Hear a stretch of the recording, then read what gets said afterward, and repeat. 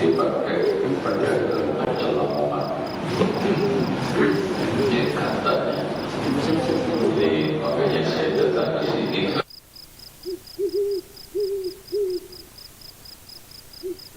ada kaitannya dengan pesugihan dan sugiyo dari kalimat sugi yang ingin cepat.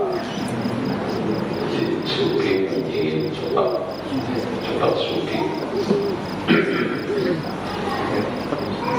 Mudah-mudahan salah.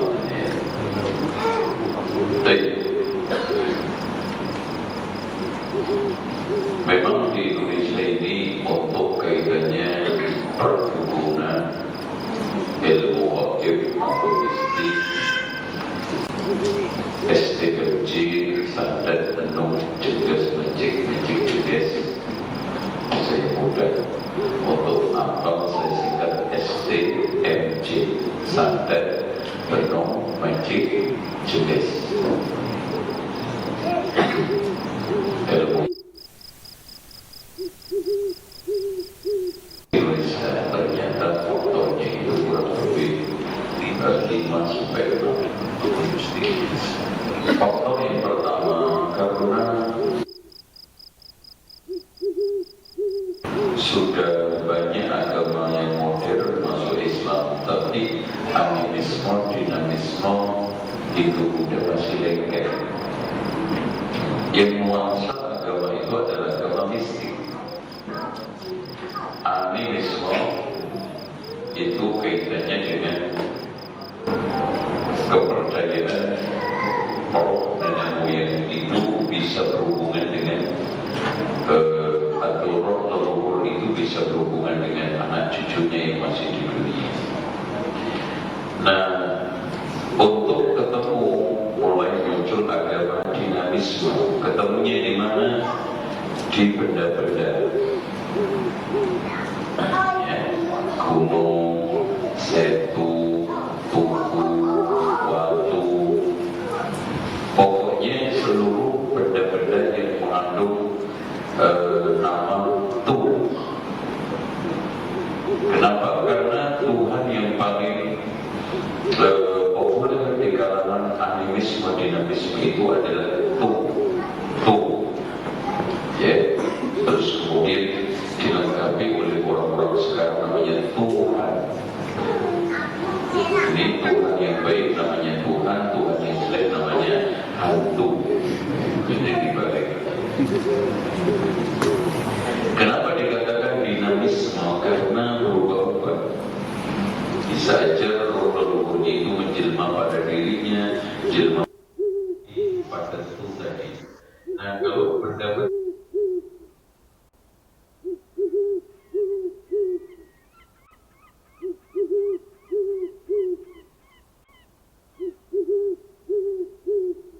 yang jelek namanya hantu. Jadi dibalik. Kenapa dikatakan dinamisme? Karena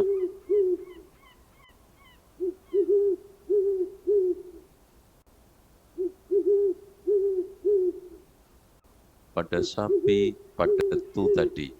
Nah, kalau benda-bendanya hidup namanya naturalistik. Jadi agama lama itu ada animistik, dinamistik, sama naturalistik. Makanya benda-benda yang diyakini itu memiliki kesaktian atau kalau dalam bahasa kita itu memiliki apa ya, Masya Allah, tuah ya, apa? Bertuah ya, bertuah. Itu disebut tuh, lihat, watu, ya kan? Tugu, setu, ya. Bahkan rumah supaya tidak dimasukin setan dikasih pintu. Ya. Untuk mempersembahkan persembahan itu biasanya disebut orang Jawa juga tumpeng. Wadahnya biasanya disebut juga namanya tumbu. Anak kecil takir. Ya. Nah, Dan kenapa tumpeng itu tumpeng? Itu kan, itu bentuknya mengerucut. Karena sebetulnya manusia ini adalah jelmaan daripada Brahman. Yang itu Brahman pecahan dari agama yang lama juga. Brahman itu memancarkan cahaya namanya Atman. Dari cahaya Atman itulah tercipta seluruh makhluk. Mengerucut. Kenapa segi empat? Karena itu adalah apa? Simbol daripada Hindu. Jadi yang rucutnya animisme, empatnya itu Hindu. Sehingga masjid itu yang mengakui adanya kultur bentuknya mengerucut segi empat tapi masjid. Makanya masjid zaman dahulu itu dibangun menyatukan arsitek tiga itu. Animismenya ada, Hindunya ada, Islamnya ada. Itu namanya apa? Islam kultural. Itu hanya seni ya. Itu sampai hari ini nggak hilang, Pak. Makanya ketika berbicara masalah mistik, ilmu gaib, orang yang paling connect itu adalah orang Indonesia, wabil khusus orang Jawa. Itu makanya dukun-dukun itu banyak dari Jawa. Karena apa? Karena memang dari sananya nenek moyangnya itu animisme, dinamisme, Hindu, Buddha. Setelah, masuk Islamnya pun, Islam yang cinta mistik, yaitu Islam apa? Tasawuf. Klub, apalagi pakai tasawufnya tasawuf Jawa. Tokoh sentralnya yang terkenal adalah Ki Bagus Burhanuddin, kemudian setelah dia itu menjadi eksis dan tokoh pujangga kerajaan Solo, merubah namanya Ronggo Warsito. Inilah yang diyakini tokoh mistik tasawuf kejawen.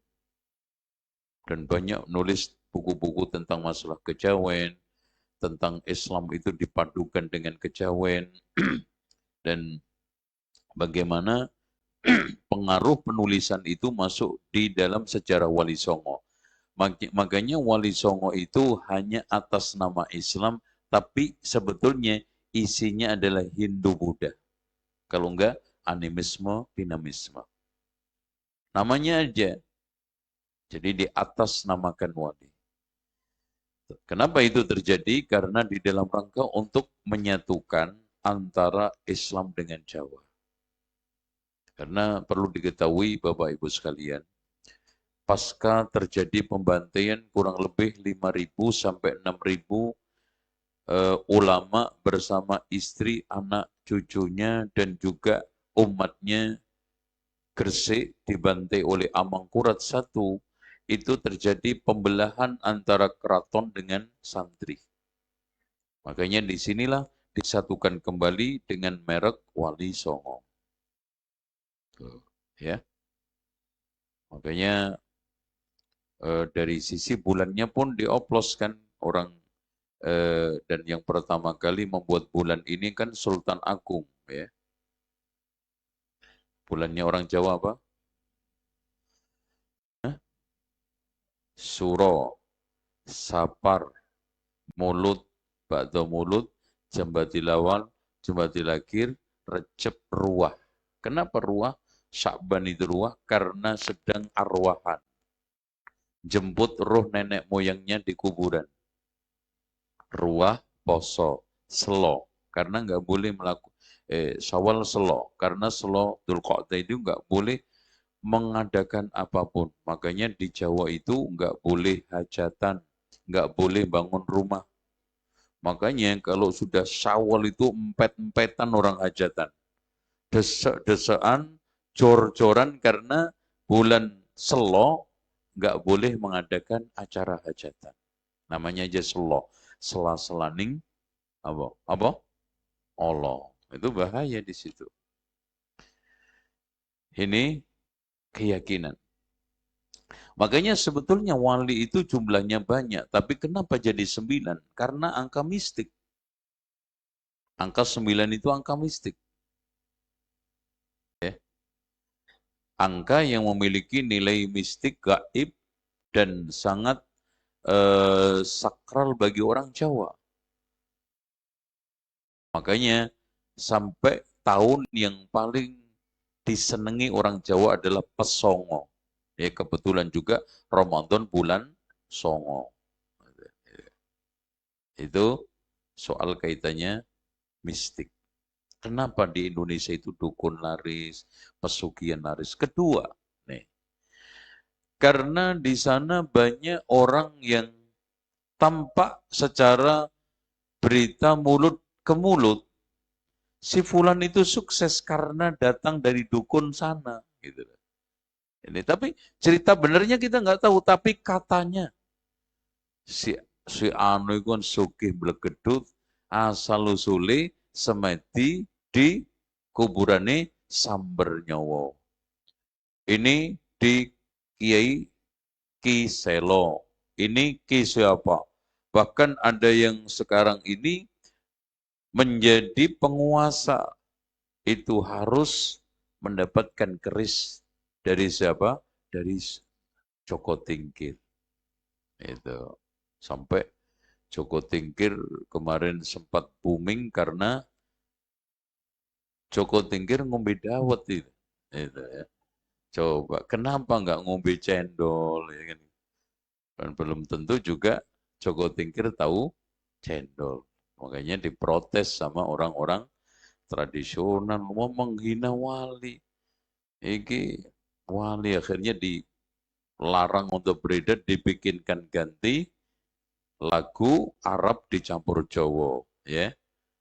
Joko Tingkir, gimana lagunya? Nah, oh, pura-pura nggak hafal sampai. Parah ini. Ya. Tape. Sebetulnya kalau saya nggak malu, anak bisa nyanyi, Pak.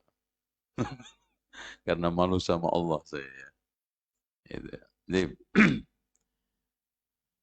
Hadirin sekalian, itu bahkan ada orang yang menjadi pengusaha kaya raya sukses karena dapat jimat dari dukun, karena bertapa di Tangkuban Perahu, karena dia mendapatkan ini itu dari Mbah Kiai. Udahlah terserah namanya apa.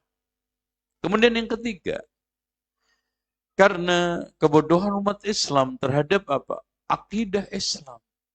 Nggak ngerti syirik itu. Bahkan kadang-kadang mereka sudah nggak ngerti syirik, ditutup-tutupin kesyirikan, dibela-belain dengan apa? Merek Wahabi. Wah udah tenang deh, ini nggak syirik. Itu sesat itu yang mengatakan syirik. Udah makin anteng, makin awet. Sehingga apalagi orang Jawa itu atau orang Indonesia itu kan sangat gampang terpengaruh dengan hal yang berbau-bau Arab. Yang penting Arab. Nggak ngerti jimatnya itu mengandung syirik ini, udah yang penting Arab. Makanya, ya Rabbi bil Mustafa laris. Ya. Bahkan ada zikir untuk mendapatkan fulus di pinggir-pinggir kuburan tertentu. Yang sudah ada paket zikirnya yaitu, ya Rabbana ya Quddus sahilana bil fulus. Warna merah halus-halus paling dikit 5 kardus. Nah, kan gitu. Wah itu kan enak ya. Ya Rabbana ya Kudus sahil lana bil fulus. Warna merah halus-halus. Berarti duit piro? 100.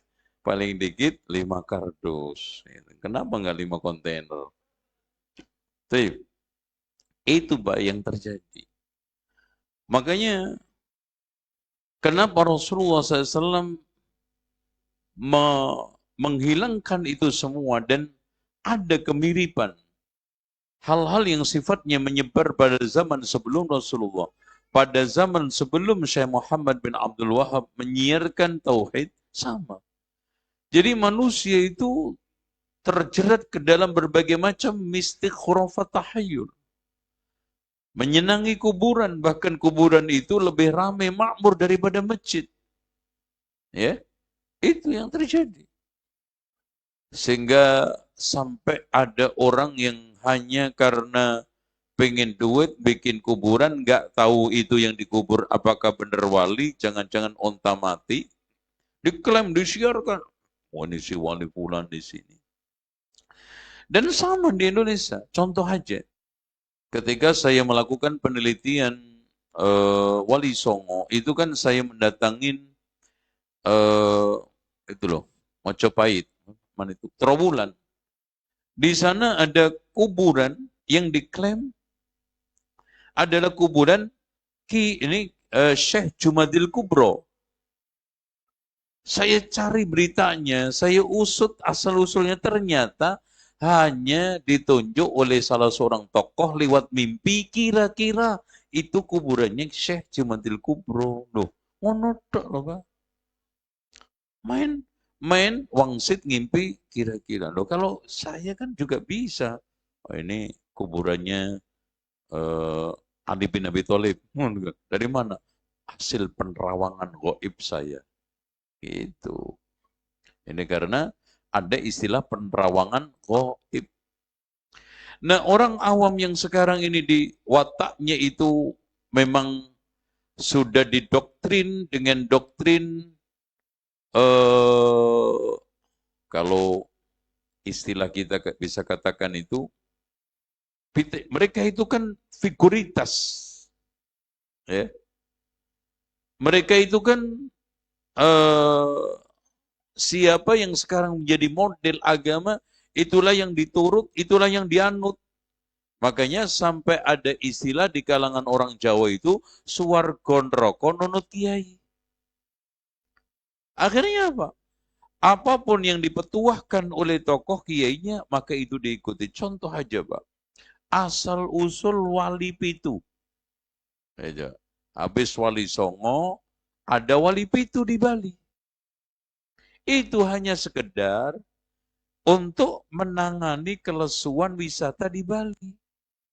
Maka diciptakanlah katanya sehingga lambat laun permanen itu katanya wali pitu namanya fulan dan dikunjungin orang sampai berbes-bes. Nah, sebentar lagi berarti ada wali habis 5 piro? Songo pitu, 5. Wali 5. Habis itu ada wali telu. Habis itu ada wali siji, siapa di Lamongan, Zainal Abidin gitu. Repot nanti. Gitu. Mudah-mudahan, alhamdulillah, saya makanya Pak, saya itu mohon sama Allah mudah-mudahan mati di Mekah Madinah. Aduh repot, apalagi mati di Lamongan. Dimandin pakai daun kelor, repot nanti. Gitu. Alhamdulillah ya. Jadi itu faktornya. Nomor 4, kenapa mistik itu laris? Ya.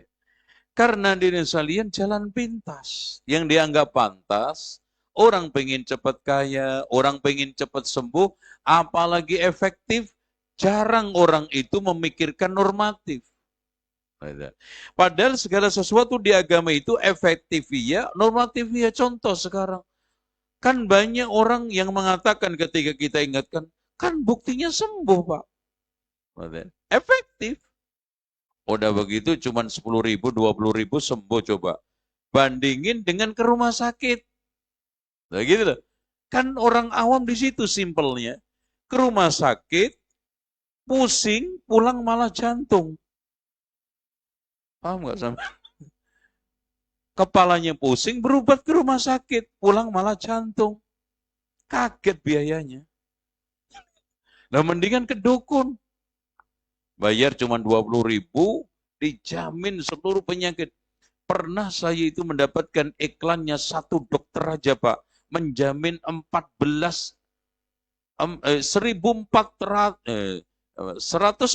penyakit. Coba. Itu di RSUD Lamongan aja Pak, nggak ada polinya, di dukun ada polinya. Coba, siapa yang nggak pengen ke dokter? Yuk. Ada poli gigi, poli, nggak ada itu di rumah sakit, terutama poli tikus. Kan gitu. Tuh. Loh sekarang untuk jadi calon lurah Gul aja juga ke dukun. Ya sekelas pilihan lurah aja Pak, dukunnya itu 25. Gimana sekarang yang di atasnya? Itu orang Indonesia. Selanjutnya, nomor berapa tadi? Berapa? 4. Nomor 5. Kenapa mistik, dukun, ilmu gaib, ilmu laduni, ilmu hitam, ilmu putih, macam-macam itu laris ya? Karena banyaknya cerita ngalor ngidul dan juga cerita-cerita kehebatan orang-orang bahwa dulu katanya Wali Songo itu sakti. Itu. Sehingga dai-dai, apalagi kelas kampung, nggak sakti, nggak dikuku. Itu. Makanya Pak, kalau dakwah di kota sama di desa itu perbedaannya Pak. Orang ustadz supaya laris di kota harus pinter nangisin jamaah. Ya kan? Kalau di kampung harus bisa bawa kesaktiannya jamaah. Kalau nggak sakti kan, kalau nggak nangis jarang dipakai. Makanya kalau ada ustadz dakwah ke kampung nangis-nangis nggak laku, ditonton. Ngapain tuh ustadz nangis? Oh kalau di kota Pak, masya Allah, pokoknya ceramah menyentuh nangis, wah ini ustadz top banget. Apalagi berdoa nangis, masya Allah, apalagi gaya di TV, wow gitu kan, top. Di kampung nggak laku, kenapa? Karena tiap hari nangis, udah. Mau bayar SPP nangis, mau ini ya, itu. Baca BBB nangis, tiap hari nangis, air mata saya habis, Pak Ustaz. Kenapa kesaktian pengennya mereka itu dengan berbagai macam masalah ekonomi ini dapat solusi secara cepat, syukur-syukur daun waru digosok-gosok dadi dolar. Subuh-subuh habis tahajud tikar dikebut keluar rupiah. Syukur-syukur nanti pas tengah malam keceblokan lampu Aladin digosok-gosok langsung jadi Innova. Kan gitu. Apalagi pinturer. Nah, syukur-syukur setiap Jumat bisa sholat ke Mekah pakai sajadah. Itu pengennya orang awam. Makanya seneng banget kalau sakti-sakti itu laku. Itu. Nas'alullah al-afiyah. Padahal itu semuanya adalah datang dari syaitan. Makanya Allah katakan, wa inna syayatina layuhuna ila awliyaihim. Surat Al-An'am. Sesungguhnya setan-setan itu memberikan wahyu kepada wali-walinya liyujadilukum, untuk ngeyelin agama kalian, mentain argumen kalian, bikin subhat, bikin berbagai macam argumen-argumen, bikin kacau orang awam sehingga tidak mau ikuti akidah Islam. Ya cari itu. Wah, buktinya setelah saya berobat dari kiai sana itu sembuh kok, sembuh. Yang penting nyatanya, bukan benernya. Salahnya apa sih?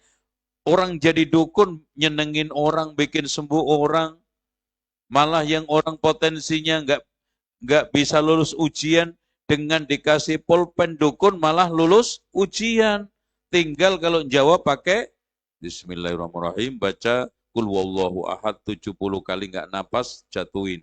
Udah, nanti tempat jatuhnya pulpen itu A, coret A. Apalagi model pertanyaan multiple choice. Wah itu enak itu buat dukun.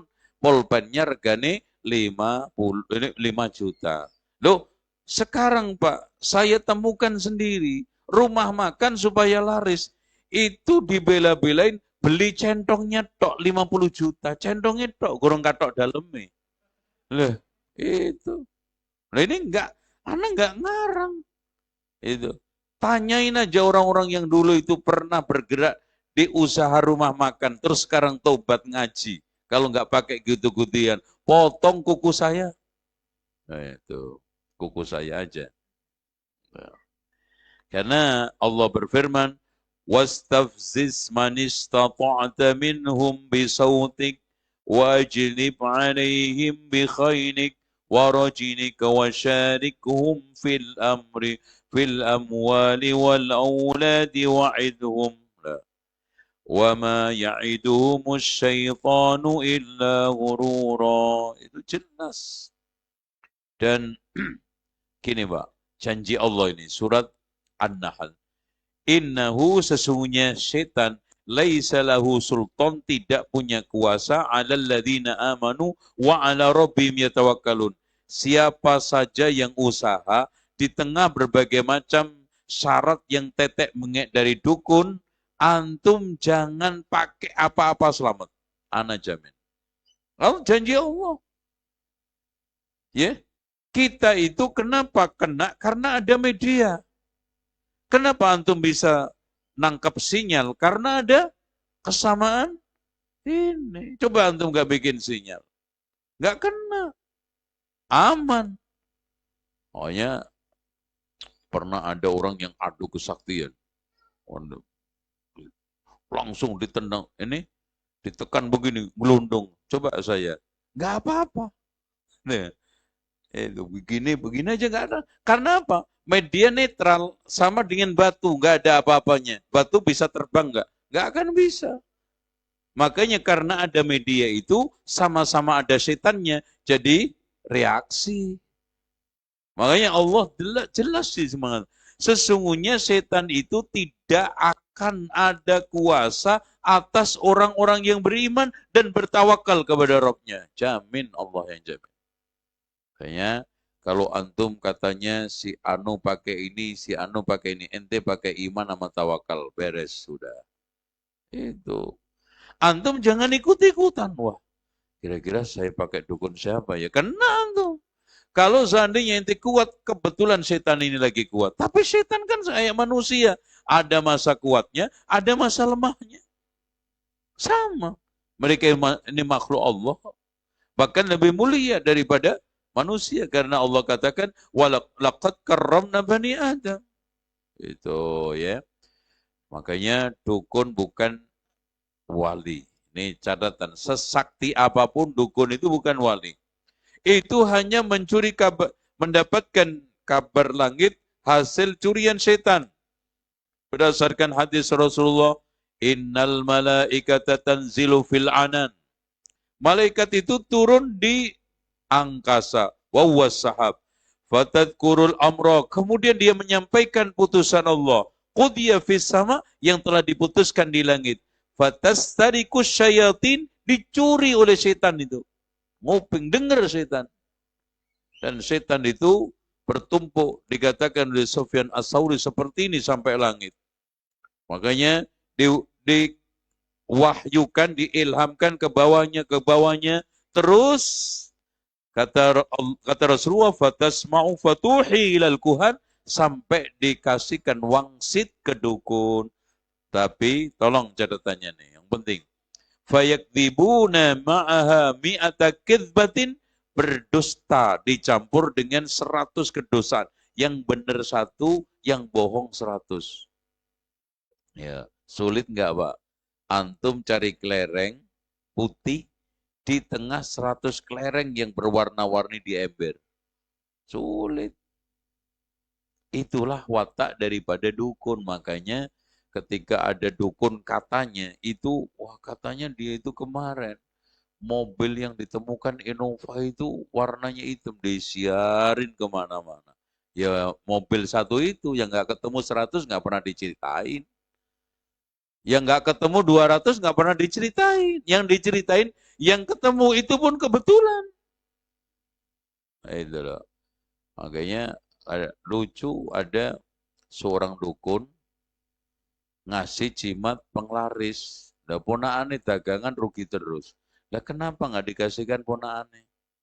Kasih jimat, katanya kalau dipakai untuk ngelamar kerjaan, cepat dapat kerjaan. Nah itu anaknya nomor 2 itu nganggur, nggak dapat kerjaan. Udah 2 tahun, lontang lantung. Sekarang saya tanya Pak, kenapa mereka dukun? Cari duit kan? Katanya jualan jimat untuk nyari duit. Kan blunder. Kenapa nggak dipakai sendiri? Bohong. Semua permainan. Semua adalah kedustaan. Makanya Allah mengatakan, hal unabbi'ukum ala man tanazzalu syayatin. Apakah kalian mau aku ceritakan kepada siapa setan itu turun? Tanazzalu ala kulli afakin athim, turun kepada pendusta lagi banyak berbuat dosa. Siapa? Dukun. Surat Asy-Syu'ara. Itu bisa. Itu pengalaman, Pak. Saya itu dulu itu menekuni perdukunan itu dari kelas 2 SMA. 2 SMA. Dari 2 SMA lulus ini. Alhamdulillah lulus dapat LIPIA. Tapi proses copotnya berbagai macam hal-hal yang aneh itu lebih daripada 2 tahun nggak ada yang tahu dan nggak pernah saya cerita. Bagaimana saya itu ketika tidur selalu diganggu 2 tahun. Tidur enggak, melek enggak. Orang datang. Ini makhluk aneh datang. Kadang-kadang itu sampai 2 tahun. Karena dulu itu saya itu sempat nyari ilmu itu macam-macam. Ya. Yang paling saya ingat itu cari ilmu untuk menghidupkan kekuatan jiwa yang 5. Adi hari-hari, kakang kawah, sukmo sejati, guru sejati, roh sejati.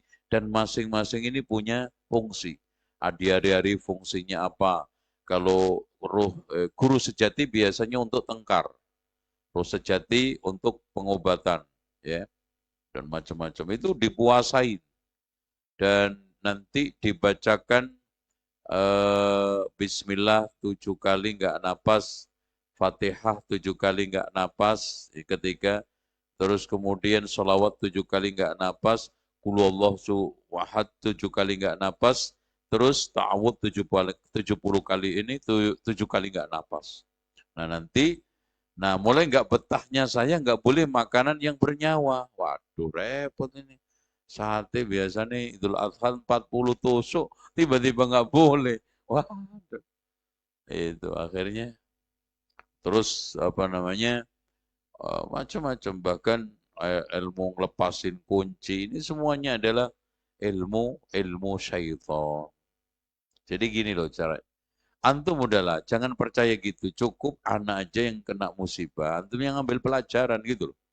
Jangan niru lagi gitu loh. Kan orang goblok gitu kan Pak. Nunggu ketatap, sakit. Oh ketatap sakit ya Pak ya? Iya. Lo kan gue bilangin. Sebelum ketatap itu sakit. Nggak percaya nih ya. Kayaknya sih nggak sakit. Nah ketatap jeger baru ngomong. Makanya betul kata para ulama, manusia cerdik adalah manusia yang bisa mengambil pelajaran dari musibah orang lain. Dan manusia paling pandir adalah manusia yang mengambil pelajaran setelah dirinya kena sendiri. Itu. Makanya kalau kita sekarang ingin mengetahui kesesatannya filsafat, cukuplah Abu Hamid Al-Ghazali sudah menjadi korban. Tobat dari ilmu filsafat. Nggak usah antum nyoba-nyoba, jangan-jangan barangkali Anda lebih selamat daripada beliau. Ya jangan. Otaknya Abu Hamid Al-Ghazali itu sudah otak berapa? Canggih. Tapi dia akhirnya bertaubat. Begitu juga yang lainnya. Cukup kita mengambil pelajaran dari musibah orang lain. Itulah orang yang cerdas. Nah, di Jawa atau di tengah orang-orang tasawuf itu ada istilah ilmu laduni. Ilmu, kalau istilahnya di Jawa itu weruh sak jeroning kara, weruh sak durungi winara.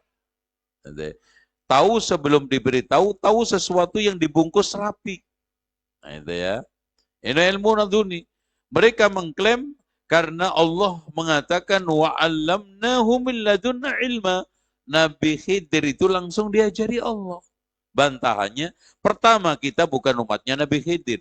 Keduanya Pak, Nabi Khidir itu Nabi yang memang dikhususkan oleh Allah. Jangankan kita, Nabi Musa saja tidak diberi kok seperti yang diberikan kepada Nabi Khidir. Makanya ketika membunuh anak bayi, bukan, anak-anak seusia gulam lah pokoknya, ya, Dia mengatakan kan, ini semuanya adalah perintah dari Allah. Kan gitu. Makanya ilmu laduni ini, kalau yang dimaksudkan kita mendapatkan ilham, kita mendapatkan berbagai macam ini ilmu dari Allah, memang kita tidak ingkari. Ada itu. Tapi itu dasarnya adalah takwa. Makanya Allah mengatakan dalam surat Al-Baqarah apa?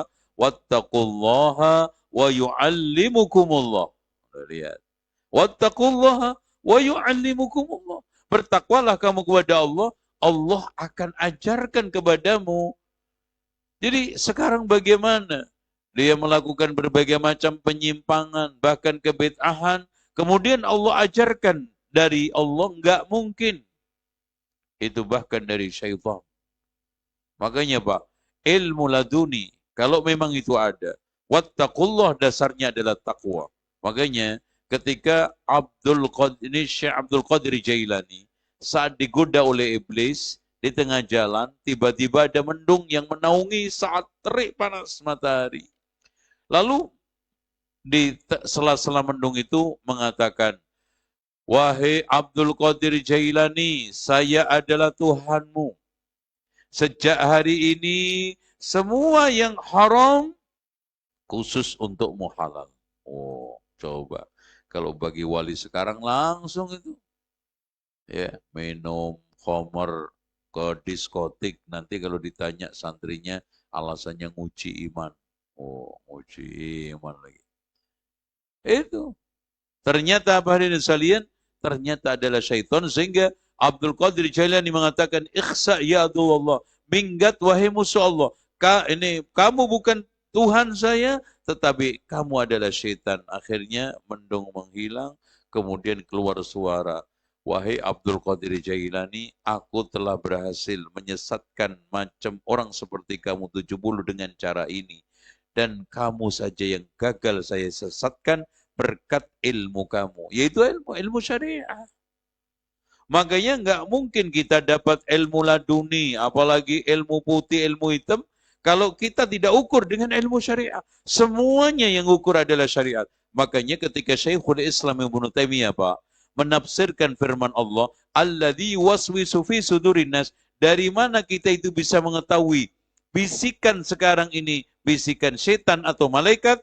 Kata beliau, dari ilmu syariat. Makanya belajar yang benar. Di antara syarat sebagai sekian syarat wali itu mumpuni dalam ilmu syariat. Karena kalau ada wali tidak mumpuni ilmu syariat, nanti disesat-sesatkan oleh setan mudah banget. Disimpang-simpangkan oleh setan mudah banget.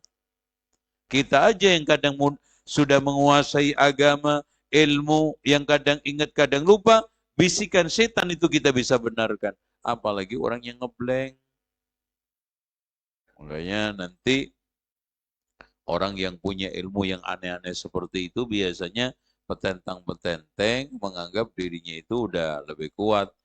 Maka Allah tegaskan di dalam Al-Quran surat Al-Hajj, liyaj'ala ma yulkis syaitan, tuh lihat. Agar apa saja yang sekarang ini diilhamkan, diwangsitkan oleh setan, fitnatan sebagai fitnah, lilladzina fi qulubihim marad, bagi orang yang hatinya ada penyakit. Kenapa? Karena tidak adanya ilmu syariat, kotor. Jadi sana ada sombong, ada hasud, lemah tawakalnya, lemah khasyahnya, lemah takwanya. Gampang itu bisikan setan. Apalagi sekarang Masya Allah ya. Orang itu kayak hidupnya cuma hanya untuk dunia. Ngikutin ngekor syahwat. Apalagi Pak, ajaran-ajaran agama yang sahih seperti ini makin lama makin dihindarkan. Makin lama makin ghuraba, terasing. Kenapa? Diasingkan oleh tokoh-tokoh yang sekarang ini dengan berbagai macam celotehan, ini aliran sesat, ini teroris, ini ekstrim, ini macam-macam. Sehingga orang sudah nggak mau belajar. Yang dikasih stempel itu apa? Yang menyebarkan Islam murni. Gitu. Oh ya, nasallallahu al-afiyah. Saya itu kalau ingat ucapan Ali ini, Masya Allah, nangis batin, Pak. Kata Ali bin Abi Thalib, sayati 'alan nasi zamanun, akan datang suatu zaman, lam yabqa minal islami illa ismuhu, tidaklah tersisa dari Islam kecuali tinggal namanya. Walam yabqa minal qur'ani illa rasmuhu, tidaklah tersisa dari Al-Quran kecuali tinggal tulisannya. Wa ya'muruna masajidallah wa ya'an dzikrillahi kharabun, mereka membangun masjid dengan megah, tapi dari zikir kepada Allah sunyi senyap. Antum cek sekarang ini, jumlah mereka ketika sholat subuh. Masjid-masjid kampung apalagi. Kita temukan 5. Ya, satu sop penuh itu udah Pak, mungkin dapat Nobel. Rata-rata 3, 5. Wa ya'an dzikrillahi kharabun wa syarru ahli dzalika zaman ulama'uhum, manusia paling busuk pada zaman itu adalah ulamanya. Tuh dia. Ulama, tokohnya, ulamanya. Kenapa? Ulama-ulamanya lebih menekuni ilmu perdukunan daripada ilmu syariat. Mengeluarkan fatwa membingungkan. Menyampaikan agama lebih menyenangkan jamaah. Mencari selera rakyat. Tidak mencoba untuk meneguhkan, menegaskan ilmu, kebenaran, tapi cenderungnya membenar-benarkan yang ada. Makanya mereka itu Pak, adanya cuma ini kebiasaan supaya benar gimana ya caranya. Cariin dalil. Tidak mencoba untuk menunjukkan kepada umat ini yang benar, ini yang salah, enggak. Yang sudah dilakukan umum, memasyarakat, dibiasakan oleh masyarakat, dicarikan pembenarannya. Nah, di kampung-kampung, di mana-mana, kalau ada kematian, ya biasalah ngirim surat Al-Fatihah. Cariin dalilnya. Apa ya kira-kira? Oh ini, hadis riwayat Muslim, bla bla bla bla, Al-Fatihah, benar. Di masyarakat banyak melakukan perdukunan, datang ke rumah, oh enggak apa-apa, karena itu bagian daripada berbuat baik.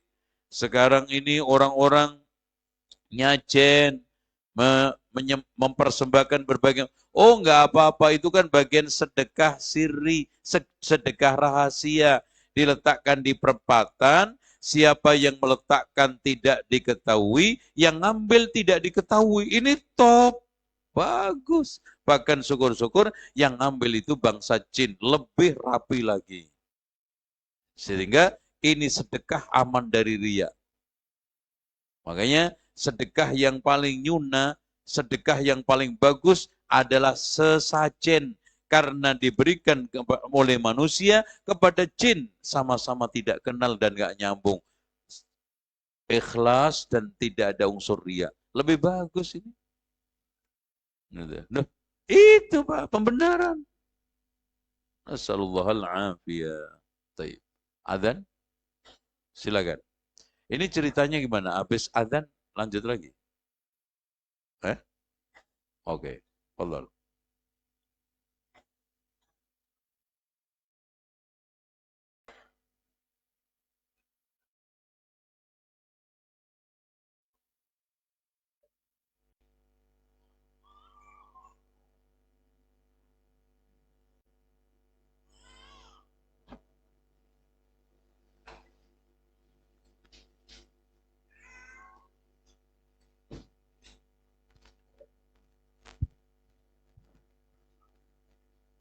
Allahu Akbar,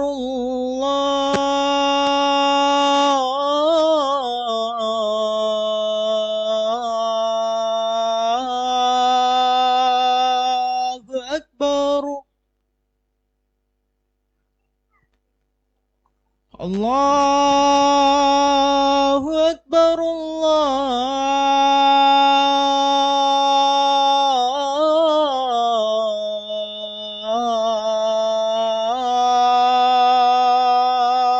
Akbar.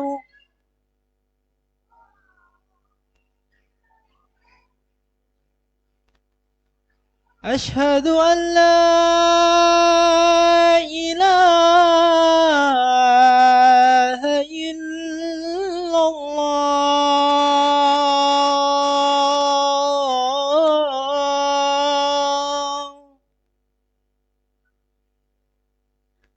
أشهد أن لا إله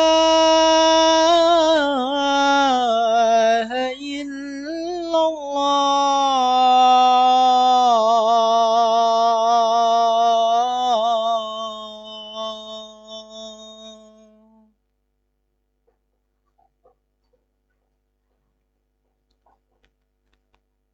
أشهد أن محمد رسول الله.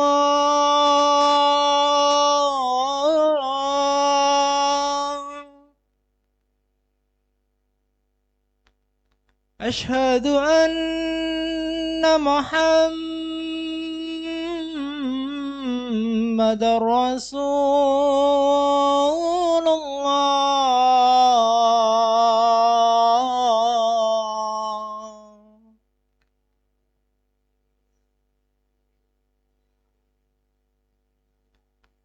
حي على الصلاة.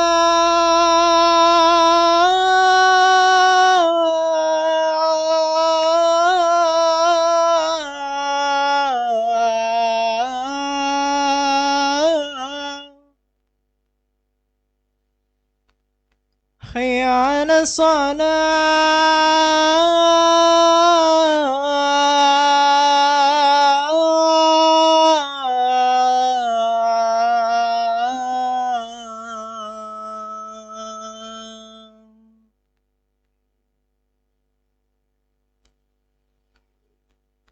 حي على الفلاح.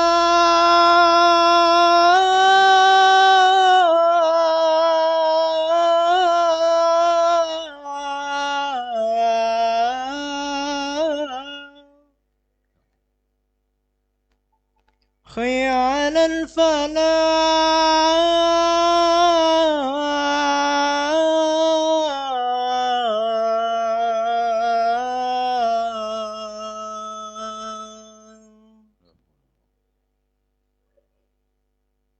الله أكبر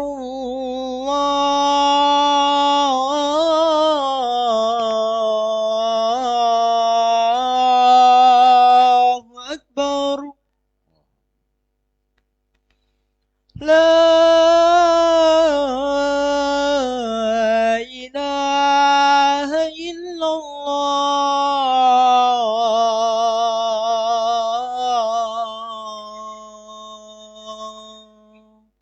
La ilaha illallah. Baik, kita lanjut sepat. Dan di sini macam-macam jimat biasanya yang diyakini orang bisa mendatangkan berbagai macam hajat. Ritual nikah dengan jin muslim. Ini dilakukan di lautan dekat Sukabumi, ya. Dan bahkan di antara mereka pernah nikah dengan Nyi Roro Kidul.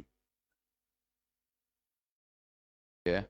Dan anehnya yang mengklaim itu lebih daripada satu. Berarti Masya Allah, Nyi Roro Kidul suaminya banyak banget. Gitu. Bahkan semua orang ngaku punya hubungan. Bahkan ada yang lebih parah lagi dengan Nyi Blorong. Ya. Kalau Nyi Roro Kidul itu biasanya nilai kurang ya di bawah 1 miliar. Kalau Nyi Blorong itu di atas 1 miliar sampai 1 triliun. Nah, tergantung yang mana, ya. Karena Nyi Blorong itu disinyalir kalau sudah oke, jebol itu menjelma ular. Nah, itu ya. Ada lagi jimat asmara nih untuk mendatangkan pacar, istri, suami kaya ini juga bisa nih. Kalau nikah dengan jin muslim tadi maharnya 3.900.000, mungkin sekarang udah naik 7 juta ya. Susu asap kemenyan, nah ini bagi orang yang ingin tampil ganteng, cantik terus ya. Meskipun tua tetap aja kelihatan muda. Boleh umur 52 tapi muka tetap 25. Khatam pendamping, minyak jabarutiyah, pengobatan penyakit medis dan yang lainnya. Terus di sini ada ingin saya sampaikan ini Pak. Nah, kenapa orang itu terkecoh dengan dukun? Karena kiai menjelma dukun, dukun menjelma kiai. Itu satu. Saling menjelma inilah yang membuat orang awam itu bingung. Tidak sedikit di Indonesia ini kiai itu punya pondok, santrinya ribuan, tapi dukun. Bahkan nggak pernah ngaji. Karena yang ngaji itu santri-santrinya senior atau ini dia sibuk diundang sana sini. Karena sekali undangan itu bisa 1 miliar. Apalagi dukun untuk menemukan sumber minyak. Oh, itu lebih hebat lagi, Pak. Sekali tembus 10%. Oh, itu dukun sumber minyak. Nanti dia punya keris, kalau kerisnya itu jatuh, ya ketika dipegang, wah ini ada minyaknya. Makanya berkali-kali dunia perminyakan ngebor itu nggak pernah dapat kecuali kecil sekali karena pakai dukun. Jadi Allah nggak berikan barokah. Kemudian yang kedua, mereka cenderung pakai bahasa Arab juga, Pak. Ya, mantra-mantranya Arab, pakai Al-Quran, bahkan jimatnya itu ditulis pakai Al-Quran. Tapi mereka nggak tahu Quran itu disimpangkan. Yang selanjutnya kadang-kadang yang bikin orang itu terkecoh, saran-sarannya itu bagus. Kamu jangan lupakan sholat 5 waktu, baca ini sekian kali, baca ini sekian kali, gitu kan? Ini akan pernah ada seorang salah satu TKI dari Indonesia haji sama saya, salah satu TKW itu minta tusuk sate Arab yang besi itu. Ternyata dipesan kiainya, bajimat. Ada yang membawa kolbuntek. Makanya batu itu ketika saat ini mau haji, mau lempar jumroh, dia jatuh. Ya, jatuh. Mungkin tembur kali itu setannya. Setan Arab sama setan Jawa. Kalah setan Jawa. Makanya kalau kita itu lempar jumroh itu jangan ada keyakinan kecuali ittiba, mengikuti perintah Rasulullah. Jangan emosi seakan-akan di situ ada setannya. Akhirnya ngelempar batunya gede, ambil emosi. Akhirnya apa? Batunya mental kan antum rugi sendiri. Ngenai muka antum. Udah gitu ada kertasnya lagi ternyata. Sesama setan jangan saling lempar katanya di kertasnya pesannya. Nah ini, sampai sekarang Pak, pemerintah masih belum berhasil untuk mengukulkan RUU KUHP tentang dukun. Sebetulnya bagus, ya. Pasal 293. Setiap orang yang menyatakan dirinya mempunyai kekuatan gaib, memberitahukan, menimbulkan harapan, menawarkan atau memberikan bantuan jasa kepada orang lain bahwa karena perbuatannya dapat menimbulkan penyakit, kematian, penderitaan mental atau fisik seseorang dipidana dengan pidana penjara paling lama 5 tahun. Oh, ini cuman RUU masih rencana, belum kul menjadi UU.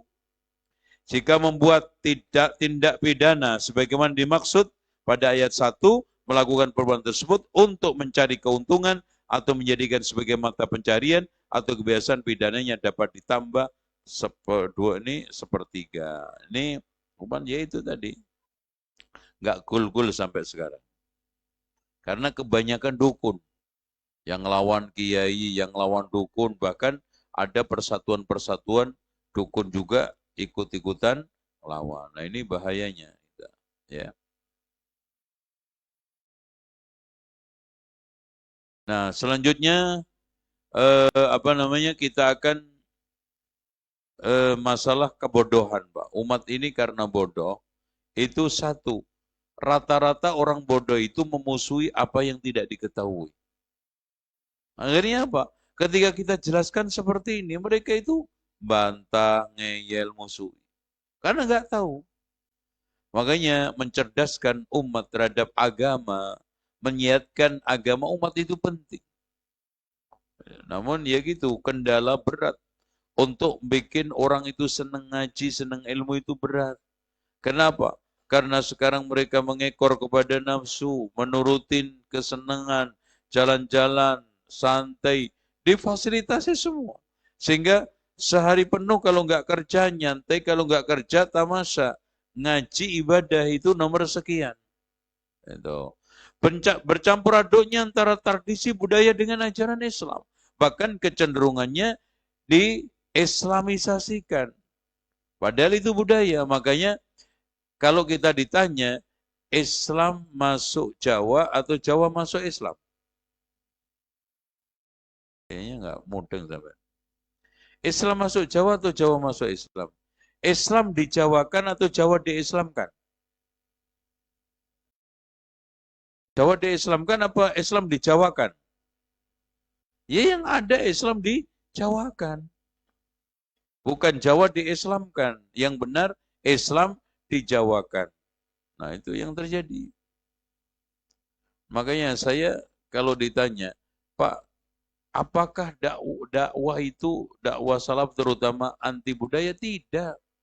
Kita itu meluruskan budaya. Kenapa Pak? Karena kalau tradisi budaya semua itu dibebankan kepada agama, agama ini berapa besarnya? Sementara masing-masing daerah ada tradisi, ada budaya. Semua ditempelkan ke Islam, semua dinisbatkan ke Islam.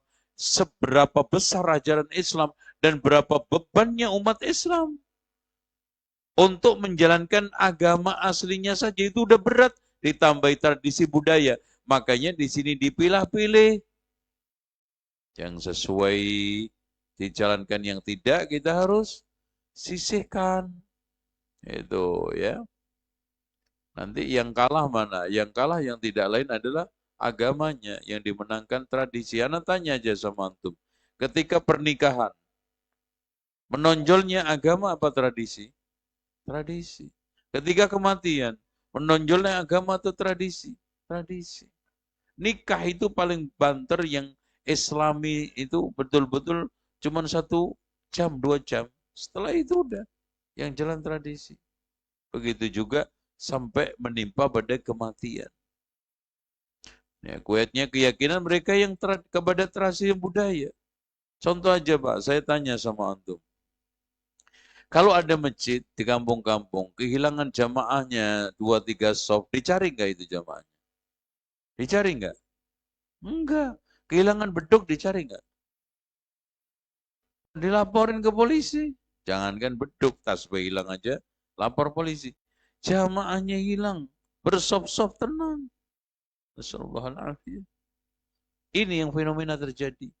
Dangkalnya pemahaman dan lemahnya pengamalannya dia terhadap Islam. Pengamalannya itu rendah terhadap hukum Islam. Mudah terjerumus ke dalam kesesatan dan susah diajak menuju kepada jalan kebenaran. Ini ya, itu yang terjadi. Nah ini ada macam-macam perdukunan mirip Islam. Terapi dengan amalan-amalan zikir yang tidak ada tuntunannya di dalam Al-Quran. Atau misalnya membaca zikir tapi aneh.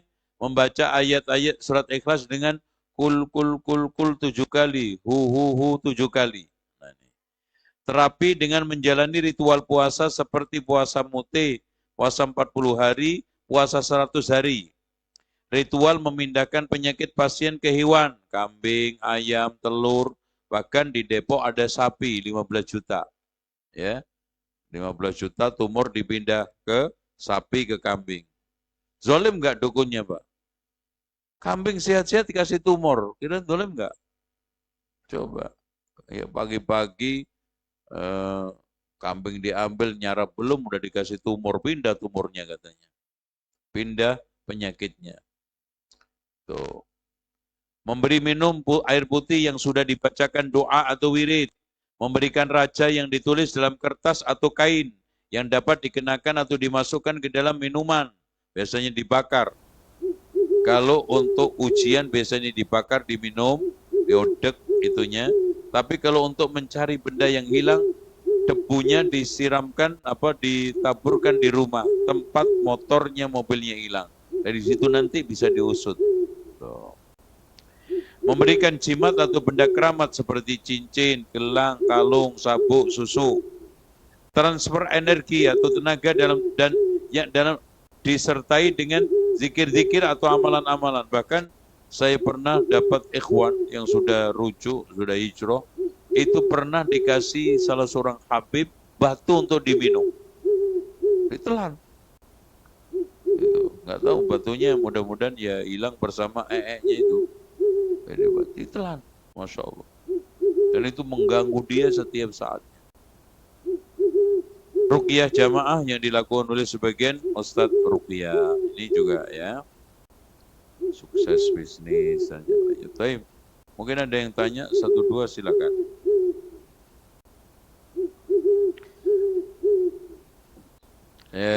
Sebelum nunggu pertanyaan dari antum, tanda-tanda dukun. Jadi meskipun dia punya pondok, surbannya sepanjang 5 meter, hajinya udah 7 kali, dipanggilnya sudah susah, pasti manggilnya haji 7 kali gimana?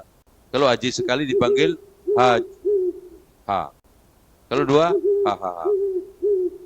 Kalau 7, iya. Antum camkan, biasanya ketika dia ngadepin pasien pasti nanya nama dia dan nama ibu atau bapak. Udah, antum langsung katakan ini dukun. Apalagi ketika datang udah kenalan, namanya siapa dek? Udah, dua dijelasin. Ketika tangannya dipegang nanya lagi, namanya siapa? Untuk nonton jinnya, terus ibunya atau bapaknya. Tuh, dukun pasti itu. Suka mengambil sesuatu yang biasa dipakai pasien, baju, peci, sapu tangan, tapi rata-rata perempuan kalau nggak BH katok dalamnya. Itu yang paling cospleng. Ya. Terkadang meminta binatang dengan sifat-sifat tertentu untuk disembelih. Ya, ayam putih mulus, ayam hitam mulus, kambing juga begitu. Suka menulis raja-raja, memberi jimat, meminta pasien untuk membaca doa-doa tapi tidak dipahami maknanya, menyuruh pasien untuk memberi sesajen, tumbal, ngubur kepala. Pernah saya bongkar rumah yang dulu ditanam kepala babi, Pak. Padahal itu sudah hampir 12 tahun, masih bau, nggak karuan. Di rumah, tumbal, kepala babi, Masya Allah. Ya, menyuruh pasien untuk memberikan sesajen, baca mantra, memberi bungkusan hijab, biasanya diletakin di dompet, di saku, untuk pagar biasanya itu ya. Ya, untuk tidak meminta pasien untuk tidak menyentuh air selama 40 hari, memberi sesuatu kepada pasien, tumbal, memberi lembaran kertas, ya, dan macam-macam. Ini semuanya dukun. Jadi kalau antum menemukan itu, biarpun kiai, pondok, macam-macam, sudah dukun. Tafadhal, antum mungkin silakan mau tanya. Atau nggak berani? Ya. Baik. Iya, Pak.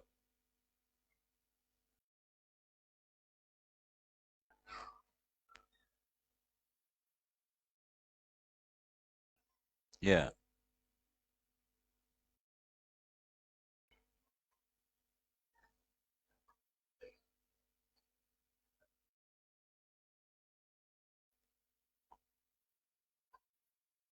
Baik, sudah Pak ya. Pertama, ruqyah adalah syar'i. Karena Rasulullah SAW mengatakan, la ba'sa birruqa ma lam yakun fi syirkun. Tidak mengapa ruqyah itu selagi tidak mengandung unsur syirik. Nah itu. Oleh karena itu, seorang yang ingin meminta ruqyah atau seorang yang ingin diruqyah orang lain karena meminta itu dihindarkan, hendaknya menelisik, memastikan benar bahwa tidak ada unsur syirik. Oleh karena itu, saya sarankan jangan bermudah-mudah untuk diruqyah orang lain, mengandalkan orang lain, apalagi meminta. Hendaknya kita itu biasakan meruqyah sendiri dengan ruqyah mandiri. Makanya disitulah rahasia kenapa Rasulullah SAW memakruhkan, melarang orang untuk meminta ruqyah. Karena pertama ketergantungan, kedua melemahkan tawakal, ketiga kita kehilangan ibadah ruqyah. Meruqyah diri itu kan ibadah yang berpahala. Makanya Rasulullah SAW sebelum tidur meruqyah diri. Rasulullah SAW sering membaca ayat kursi di rumahnya untuk ruqyah. Makanya banyak orang yang salah faham terhadap keutamaan surat Al-Fatihah yang dianggapnya itu merupakan pembenaran untuk membaca surat Al-Fatihah kirim-mengirim itu. Ya. Dia tidak memahami teks di mana Rasulullah mengatakan absyir binuraini utitahuma lam yu'tahuma nabiyyun qablaka Fatihatil Kitab wa khawatimi suratil Baqarah. Coba lihat Rasulullah mengatakan apa salah. Lan taqra biharfin. Tidaklah engkau baca dengan, berarti di sini ba itu isti'anah, mohon bantuan, permintaan. Isti'anah meminta bantuan kepada Allah. Sama teksnya itu seperti yang dihadirkan oleh Allah, Rasulullah, 2 ayat terakhir surat Al-Baqarah yang juga dikatakan satu hadis tadi. Man qara'a bil ayatain. Tuh lihat, sama. Karena itu, ketika Rasulullah SAW mengarahkan untuk membaca Al-Quran, biasanya tanpa diembel-embeli ba. Cek di dalam hadis Rasulullah. Man qara'a harfan min kitabillah. Beda dengan lan taqra' biharfin. Dengan Rasulullah mengatakan man qara'a harfan. Karena ini menganjurkan kita untuk membaca seperti bacaan-bacaan Al-Quran yang lainnya. Tetapi lan taqra' biharfin minhuma man qara'a bil ayatain, karena qiraahnya ini qiraah untuk ruqyah. Makanya membaca Al-Fatihah itu hanya untuk 3 tujuan, selain itu adalah bid'ah. Yang pertama untuk sholat, yang kedua untuk ruqyah, yang ketiga untuk bacaan seperti kita membaca surat-surat yang lainnya, seperti baca surat Al-Baqarah, baca surat Ali Imran, baca surat Al-Kahfi, dan yang lainnya. Udah itu aja. Kalau kita sekarang kirim dalam konteks mengirim kepada mayit, sampai atau tidak, itu ada khilafiyah di antara para ulama. Kalau memang itu konteksnya ingin mengirim bacaan kepada orang mayit, kenapa hanya fokus kepada Al-Fatihah? Kenapa enggak sekali-kali mengatakan ila hadratin Nabil Mustafa Muhammadin SAW Al-Baqarah? Ya kan dikirimkan. Sekarang saya tanya, apakah yang boleh dikirimkan cuma Al-Fatihah? Boleh enggak dikirimkan ke Al-Mayyit Al-Baqarah? Bagi ulama yang mengatakan sampai kiriman bacaan ke mayit itu seluruh surat, bukan hanya Al-Fatihah. Itu. Tapi kenyataannya kita belum pernah mendengarkan di antara mereka ila hadratin Nabil Mustafa Muhammadin sallallahu alaihi wasallam wa ala hadini wa ala kulli niyatin salihah Al-Baqarah. Dan keren. Keren. Karena apa? Pahalanya besar. Nah, kalau mau ngirim pahala loh. Mau mengirimkan bacaan Al-Quran ke mayit, jangan tanggung-tanggung. Surat yang paling panjang. Loh. Jadi, tujuan membaca surat Al-Fatihah cuma 3. Dibaca untuk sholat, dan itu rukun sholat. Dibaca untuk ruqyah, dan dibaca seperti membaca surat-surat yang lain daripada Al-Quran. Selain itu adalah bid'ah. Itu yang dimaksudkan oleh para ulama. Bukan nggak suka Al-Fatihah, bukan membid'ahkan orang membaca Al-Fatihah, apalagi nggak tahu hadis tadi yang diriwayatkan Muslim. Enggak. Ya. Bahkan di antara yang membid'ahkan adalah ulama-ulama lajnah daimah seperti Syekh bin Baz, dan juga ulama-ulama yang lainnya. Wallahu a'lam bishawab. Itu Pak ya. Ya.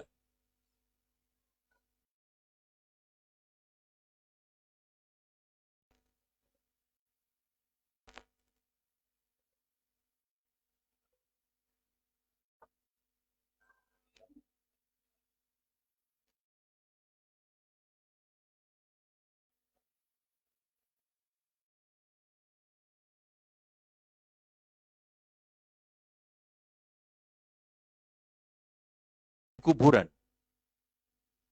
Oh, di rumah. Tujuannya apa? Untuk? Oh, pagar. Iya, ini dari dukun. Dukun ustadz. Ya. Ustadz setengah dukun, dukun setengah ustadz. Intinya gini Pak, Al-Quran itu dinyatakan berkah ketika apa? Baca surat Shad. Kitabun anzalnahu ilaika mubarakun li apa?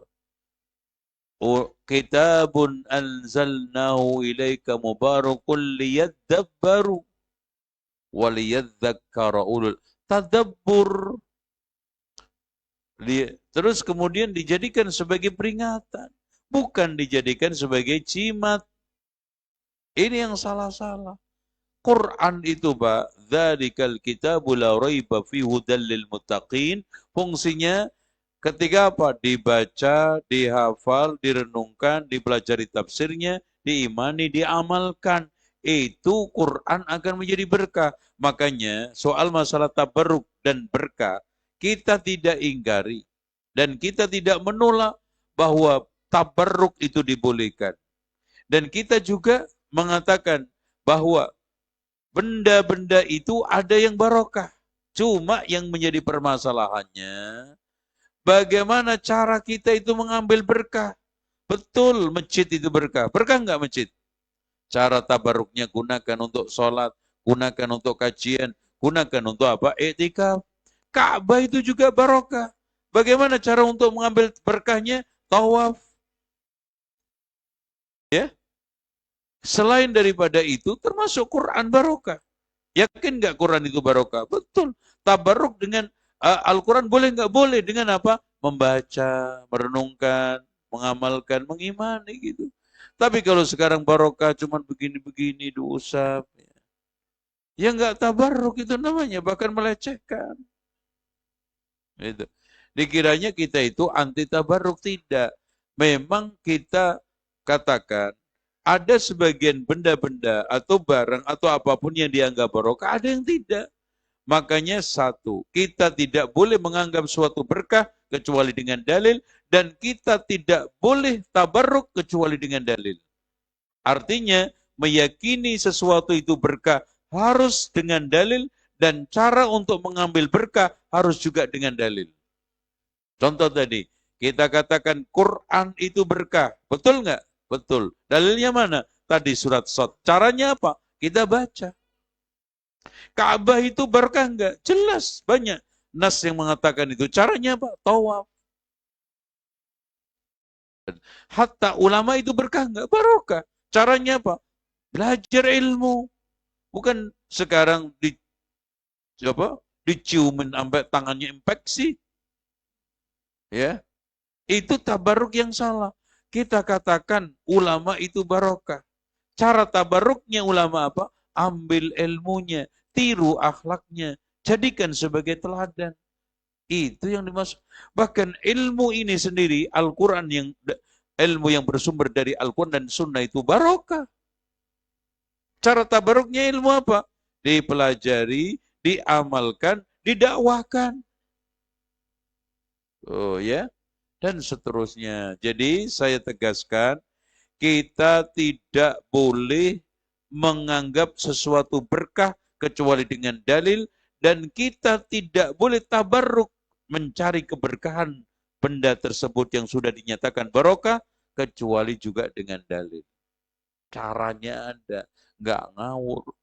Bahkan ada yang Masya Allah tabarruk dengan bekas tempat tidurnya sang Habib. Ya, itu 1 jam Pak, bayar 500.000. Cuman tidur begini. Karena barokah. Yang menjadi pertanyaan, ada nggak dalilnya yang menyatakan bekas tempat tidurnya Habib ini barokah? Enggak. Apalagi caranya dengan cara seperti itu. Nah, ini loh yang dimaksud, kita tidak boleh mengatakan sesuatu barokah kecuali dengan dalil, dan cara barokahnya, mengambil berkahnya juga harus dengan dalil. Ya, ya.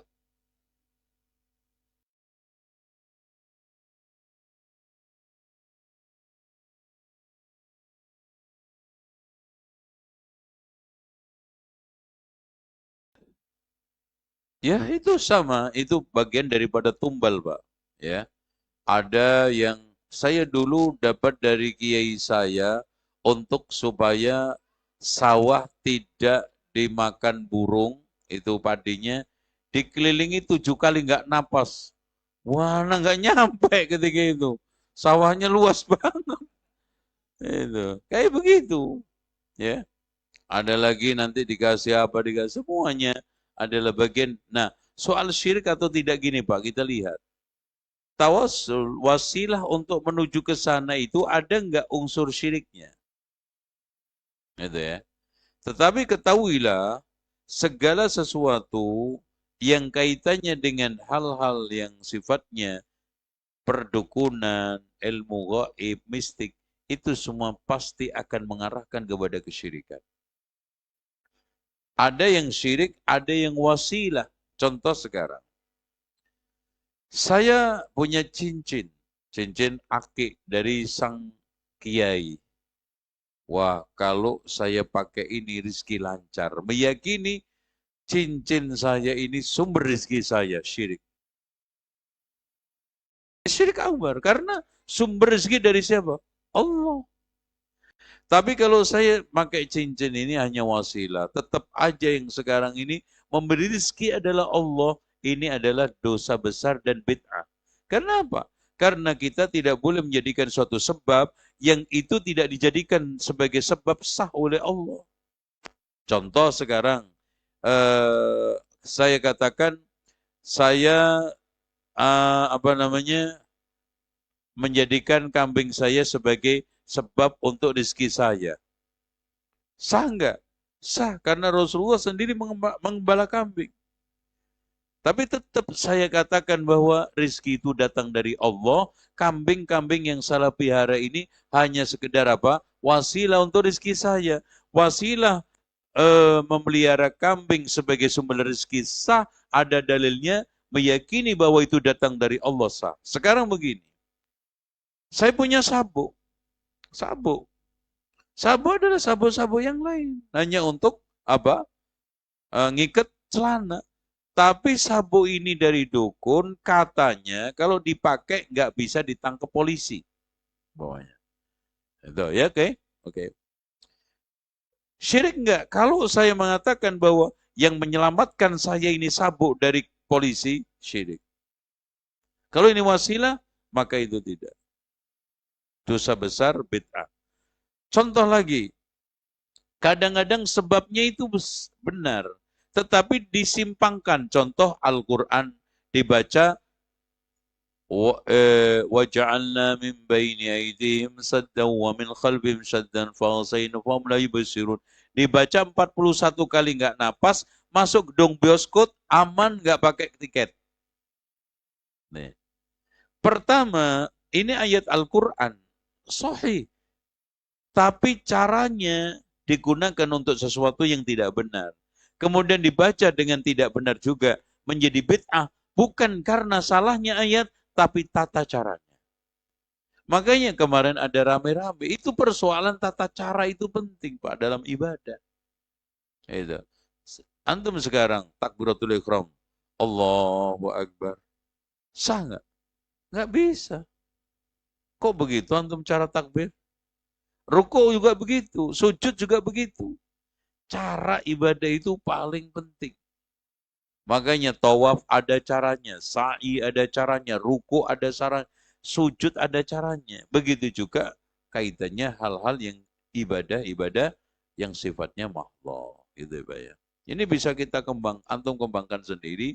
Jadi Semua sebab-sebab yang itu secara syar'i tidak boleh dijadikan sebab, kemudian dijadikan sebab, maka menjadikan sebab itu adalah melanggar, menyimpang. Nah nanti penyimpangannya sampai pada tingkat apa? Dosa besar, biasa, atau syirik, tergantung tadi. Kalau itu sebagai sumber, contoh sabuk sebagai sumber keselamatan saya. Dia menafikan Allah, meniadakan Allah, maka dia syirik. Begitu juga sama tadi. Wah, gara-gara cincin saya ini jadi saya dapat kerja mudah. Gara-gara cincin. Saya di mana-mana itu nggak pernah ngelamar itu ditolak. Nah, gara-gara cincin berarti syirik. Nah itu Pak ya. Allahu a'lam bishawab. Tapi ini Masya Allah ini saya jawab. Bismillah Ustadz. Saya mau bertanya, apabila kita tinggal di lingkungan yang masih percaya orang pinter, sedangkan kita belum bisa mengingatkan, ya antum cukup ingkari secara hati. Kan Rasulullah menegaskan, man ra'a minkum mungkaran falyughayyir biyadihi, dengan tangannya, fa illam yasati fa bilisani, fa illam yasati fa biqalbihi, hatinya. Minimal hati antum, secara hati antum benci, nggak suka, nggak akan bakal saya mau itu, nggak bakal saya membenarkan itu, tapi aku belum bisa menyampaikan secara lisan, gitu ya. Karena memang betul yang di Indonesia keanehan, keajaiban ke-9 mungkin di Indonesia setelah Borobudur, orang itu yang dianggap pinter itu manusia nggak pernah sekolah. Ya sekolah aja nggak pernah. Ya, coba dinyatakan sebagai orang pinter, profesor kala, doktor kala, guru akademis kala, buktinya ketika sakit datang ke orang pinter. Ya, bahkan pernah ada guru ini S1 Pak, MIPA, coba bayangkan, datang ke dukun. Coba itu uteknya di mana tuh? Makanya dia sebelum pergi ke dukun, pasti itu uteknya dititipin sama tetangga. Pak, nitip utek, lu mau kemana? Ke dukun biar lancar.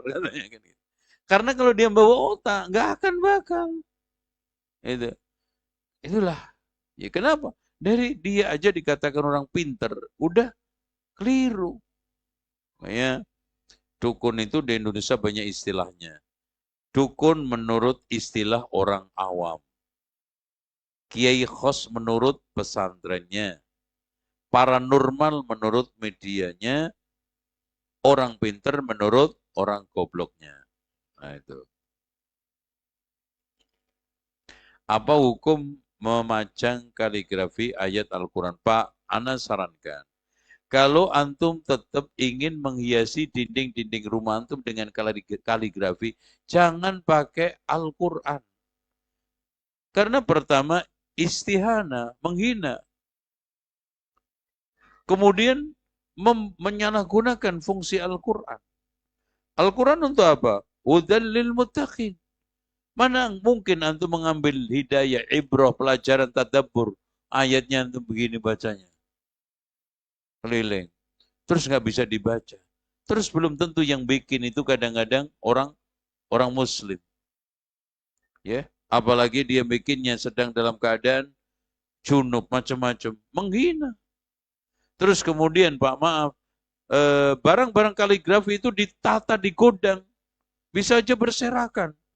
Apa antum nggak takut itu ayat-ayat Allah dihinakan, diletakkan di tempat tidak pada tempatnya? Itu. Nah yang kedua, kalau antum mau kaligrafi, pakai aja bahasa Arab yang lain. Contoh, kullu bid'atin dhalalah, bagus itu. Jual. Mantap itu. Ya. Kata-kata mutiara dari para ulama. Jadi Pak Ustadz, kalau memang begitu, profesi saya membuat kaligrafi hilang dong setelah ngaji sunnah. Enggak. Tetap antum bisa. Tulis tadi itu. Kata-kata mutiara jutaan itu di bahasa di kitab-kitab Arab. Kalau antum nggak bisa, tanya aja sama Ustadz. Ustadz, ini anak mau bikin kaligrafi yang bagus, ini tulisan apa? Ini. Tuh. Masya Allah. ini hadis Rasulullah SAW tentang masalah qanaah, hadis Rasulullah SAW tentang masalah, boleh. Dan lebih selamatnya kalau kata mutiara dari para ulama, supaya tidak ada unsur menghinakan perkara-perkara yang sakral, nas-nas agama yang sakral. Ya, oh sekarang Pak, maaf, Al-Quran sekarang ini ditulis dengan non-mushaf Utsmani aja, di antara para ulama ada yang nggak membolehkan. Al-Quran harus ditulis dengan mushaf Utsmani, apalagi dengan khot macam-macam. Itu. Belum lagi nanti yang mubadir, ada khot kaligrafi yang harganya sampai 1,5 miliar. Yakin yang beli juga nggak pernah baca. Itu. Apa nggak lebih indah dan mahal dan menjadi mahal kalau kita baca setiap hari, kita renungkan isinya, kita amalkan isinya, kita imani isinya. Itu lebih mahal daripada yang 1,5 miliar tadi. Oh ya, saya kira itu. Insya Allah kita jumpa di kesempatan lain. Mudah-mudahan manfaat. Subhanakallahumma wa bihamdika. Asyhadu an la ilaha illa anta astaghfiruka wa atubu ilaik. Wassalamualaikum warahmatullahi wabarakatuh.